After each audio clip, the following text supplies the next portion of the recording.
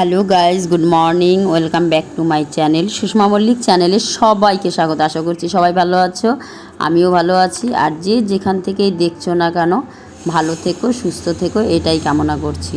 তো no skip করে পুরো ভিডিওটাই তোমরা দেখো।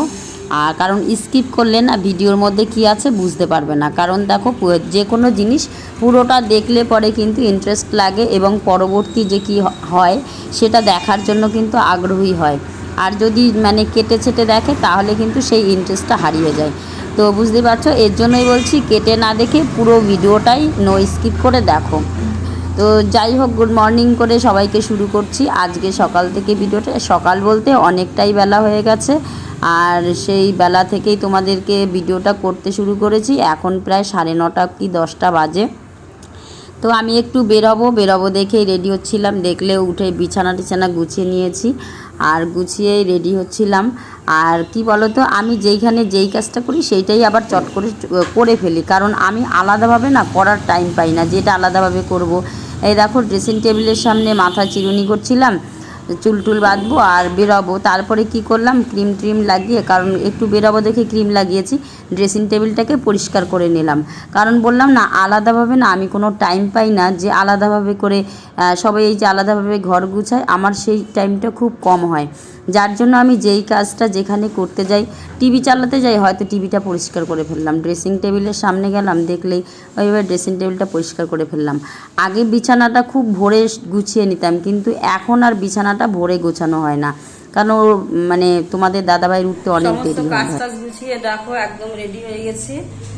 কারণ সকাল থেকে এতটা চাপ পড়ে না যে সকালের ভিডিওগুলো আমি কিছুই করতে পারি না। খুব আজকে যেমন রান্না বান্না করেছি করেছি, তোমাদেরকে কিছুই দেখাতে পারিনি। তোমরা তো দেখলে যে বিছানা গোছানো এগুলো স্নানের পরে করেছি। তো এখন কিন্তু একদম রেডি হয়ে গেছি। আর আজকে কিন্তু দেখো একটা জিনিস লক্ষ্য করেছো, আমার গলায় আজকে কোনো মালা পরিনি, কারণ গরম, এতটা গরম না, কি বলবো, আমি কিন্তু মালা টালা সব খুলে দিয়েছি, ভালো লাগছে না। আর অনেকক্ষণ আগে মাথাটা চিরন করেছিলাম, যাই হোক একটু মাথাটা ভালো করে চিরন করে। তো এখনই বেরোবো, তোমরা সাথে থাকো। বাইরের তো ভিউ সেরকম দেখাতে পারবো না, তো এখন যাব।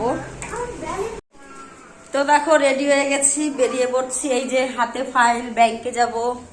আর এই যে ব্যাগ, ব্যাংকে যাচ্ছি। এবার ব্যাংকে কিন্তু দেখাতে পারবো কিনা বলতে পারছি না, হয়তো বা সামান্য ব্যাংকে ঢুকবো, এগুলো দেখাবো।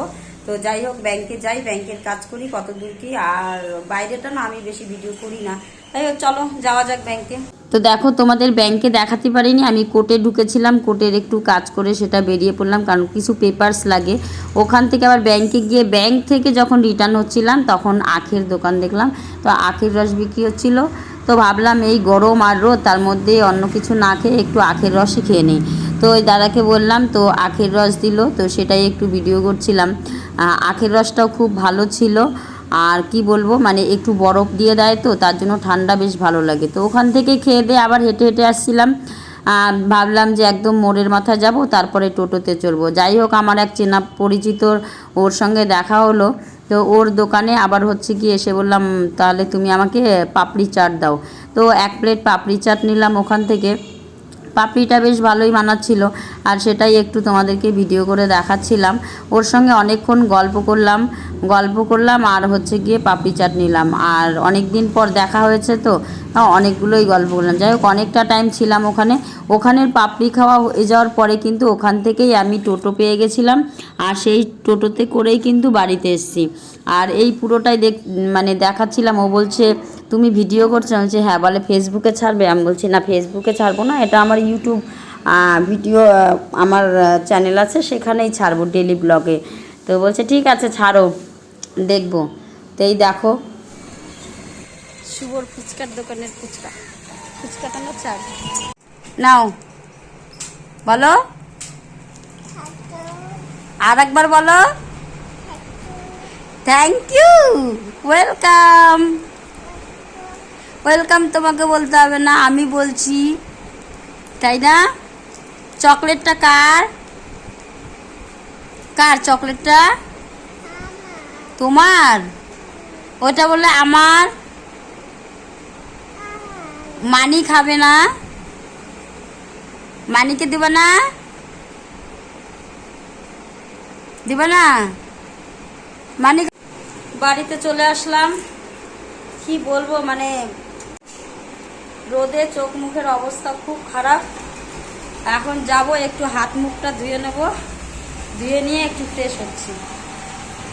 এই ভিডিওটা দেখছো, এটা কিন্তু সন্ধ্যার আগে, ঠিক আগ মুহূর্ত, মানে সন্ধ্যা থেকে মনে হয় 10-15 মিনিট আগে, তারপরে সন্ধ্যা হয়ে গেছিলো।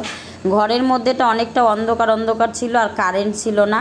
তো আমার হাজব্যান্ড এসছে আর দেখো বাজার নিয়ে এসছে, সেটাই দেখাচ্ছিলাম যে লাউ নিয়ে এসছে, আলু আর হচ্ছে কাঁচা লঙ্কা এইগুলো নিয়ে এসছে। আর মাছের মাথাগুলো ধুয়ে পরিষ্কার করে রেখে দিয়েছি। এই দেখো আলু, পটল, একটা লাউ নিয়ে এসছে আর কাঁচা লঙ্কা নিয়ে এসছে।